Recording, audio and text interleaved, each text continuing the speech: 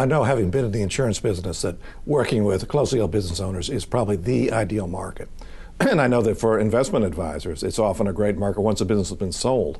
But when it comes to charitable planning, what do you see as being the connection with charitable planning and fundraising? The connection between exit planning and charitable planning, we really need to maybe start back with the typical age of a business owner who begins the exit planning process. And at least from our standpoint, who has a business that's large enough to engage in an exit planning process that can lead to the owner leaving the business with financial security. You know, when you're talking about the business owners that you're describing, who are essentially, they sound like they're primarily boomers. I mean, maybe some younger, but it sounds like they're primarily boomers. When you look at the gift planning ideal prospect, is probably somebody 75, 85, 95, let's say 93 in poor health. You know, who's also philanthropically inclined, has no kids, you know, and has liquid assets. These are the people you're describing are almost the inverse of that.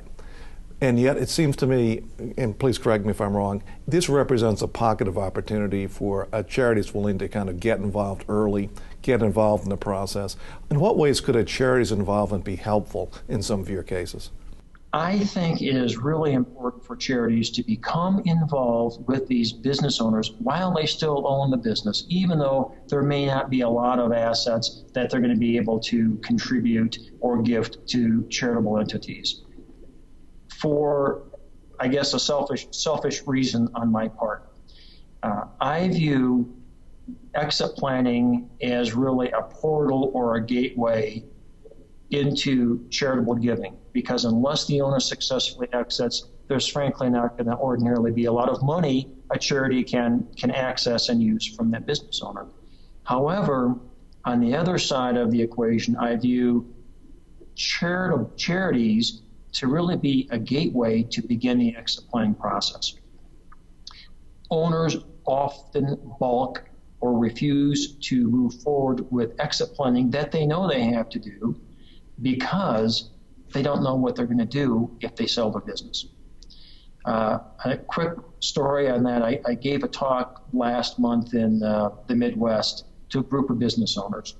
And I have a little workbook that we use. And the first question on the workbook, there's only 3 or 4 questions, but the first question or exercise we had them list was this. Please write down what you want your life to look like the year after you've sold your business or exited your business. And we did that because we wanted the owners to start to emotionally connect with what that world can look like once they're no longer an owner. Well, after the talk, a business owner came up with actually his 2 children and said, one of his sons piped up and said, you know what? Our dad can't get past the first question. So dad was in his middle 60s, but he wasn't prepared to transfer the business to his children because he didn't know what he would do if he did that. That's a wonderful story. That's where charities can come in. They can work with business owners and show them that there's a life beyond business ownership. That life will include civic and community and charitable activities that can be very fulfilling, that can be very meaningful to that business owner, because he doesn't want to have a life without meaning if he sells his business, which is what gives his life meaning today.